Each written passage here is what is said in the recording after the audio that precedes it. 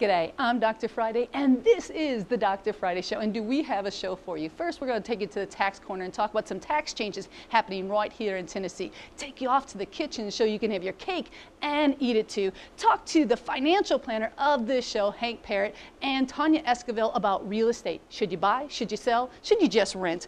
Who knows? But we're going to find out the answers, so keep watching. Do not, I said do not touch that remote. Let's go to the show. Tax class is in session. That's right, Dr. Friday's tax class. And what is class going to be about today? Gift tax, sales tax on groceries, and inheritance tax. What's so great about all these taxes? First thing, gone. That's right. No gift tax any longer in Tennessee. Some of you are saying, oh, who really cares? You would care if you give a car, you give a house. A lot of people like to sign over their home to their children before something happens, which normally I would say, do not do. Now I can say, you can do it. Why? Because we don't have a gift tax. If you gave someone something more than $13,000, you used to have to pay the tax, and the giver paid the tax, not the person receiving, but the person giving. Now you can do a little bit more estate planning without the fear of this bad guy. Okay, now what's so exciting about sales tax, which we none like, but so often people say there should be no sales tax on groceries. Do you realize the only state that happens in is states that have income tax? A state has to raise money. So in our state, we have sales tax. And that's right. And what's nice about the sales tax on groceries? It's going down. That's right. We are losing 25 cents for every $100. You're saying, oh man, that's nothing. Well, it's millions of dollars to the state. And not only that, but by 2013, another 25 cents is expected to go down. So again, this is a win-win situation for all people. We all have to eat, and this is a great way to put more money in your pocket. Last but not least, inheritance tax. Now again, most people say, oh, I don't really need to worry about it. It's over $1 million. You know why we really want to care about this? To keep money in our states. That's people building businesses, people that have money, older people that want to move someplace. This is something that makes people want to move out of town. They don't want to move here. They don't want to build a big business and create jobs. Because why? Because there's an inheritance tax that passed that business on to their beneficiaries or their children.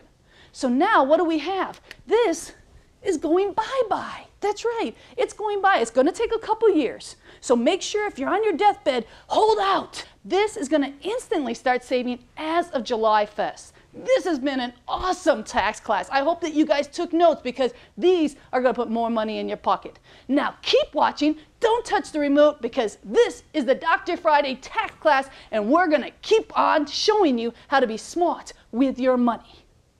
Okay, so we've been talking a lot throughout the show about how we're going to have the expert, Hank Parrott, Estate and Financial Strategies. He's a certified financial planner and an author. 7 Steps to Financial Freedom and Retirement. So you've got to check out this book. Hank, thank you for joining me. Yeah, it's good to see you again. Okay, so we've got a lot of emails and people kind of figure out how to be smart with their money. Right. And so we're talking a lot with entrepreneurs lately, and one of the things they're wanting to know, banks aren't paying interest. No one's really giving you money for sitting on money in their mind. So should I just invest back into my business? And to a certain degree, we always want to do that. We want to put back in, when you have a business, you want to put into your business. You hope that someday you're going to be able to sell that business, maybe retire then on the money you make on the business. So let me ask you a question. If your business had a bad year, would you just get rid of the business right away?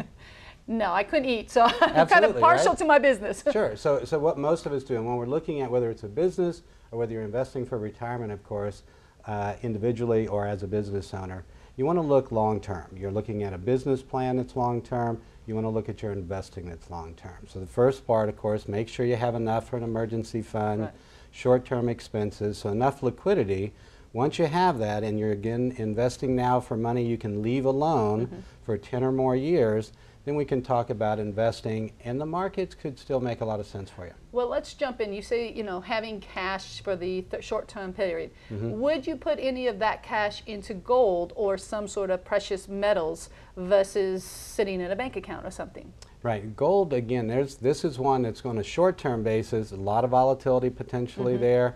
So it's like people want to, call up and should I put money in Facebook? Yeah. This looks like this is going to be a real winner, and Yeah, not really what happened. Today, yes, exactly, we're saying, oh, that was a bad idea. Exactly. Right? But the anytime, day you guys before, always say everybody that was thinking, oh, single this could just go stocks crazy. are never the answer. I mean, you've said that so many times. Single stocks, though, lots of diversification. So you're saying gold is kind of like that single stock. You're buying one type of thing. If you have a truly diversified portfolio, within that portfolio, you're going to own companies that own gold.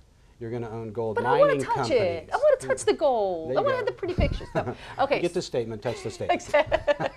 So we figured out that if you're sitting on money, maybe gold, at least not having a lot, maybe a little bit, but basically diversification, having it some, because the thing is, obviously, if it's your short-term money, you're going to have to sell it. And if it's needing to be sold quickly, the market's obviously going like this, you can end up selling at the wrong time and actually really losing out on that Gold big as an time. asset category is not one that, or commodity, is not one that's going to be a good idea, just like an individual stock. Those people, it's more of a survivalist thing. Okay. People are saying, well, if I have gold, that way if the world just Well, goes... because paper money, many people say if paper money loses its true value, and the way they're printing it, it's a bit scary.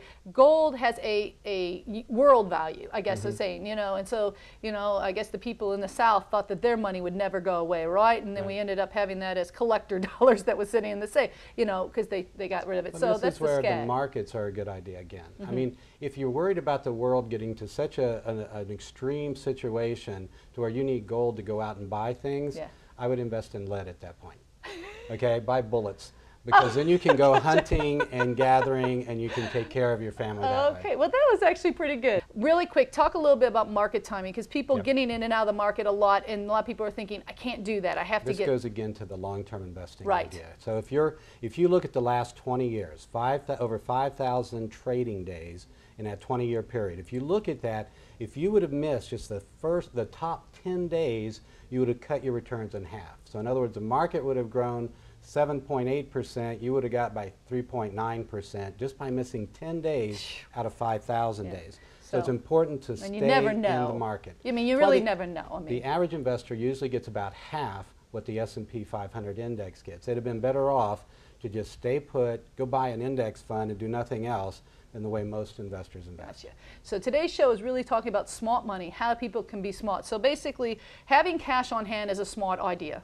Right. Putting, basically not buying it into gold or something is not necessarily a smart idea. Right. And then also market timing, not a smart idea. If you're going to invest, once you've decided diversification is the secret, and then taking that diversification and just holding on, just staying with the money. Just like in our businesses, we go up and down, market's going to do the exact same thing. Again, if you want to reach Hank, his information is up on the screen. You know what? He gives a free consultation to every one of my listeners. If you've got something important that you want to talk about and you need his expertise, give him a call.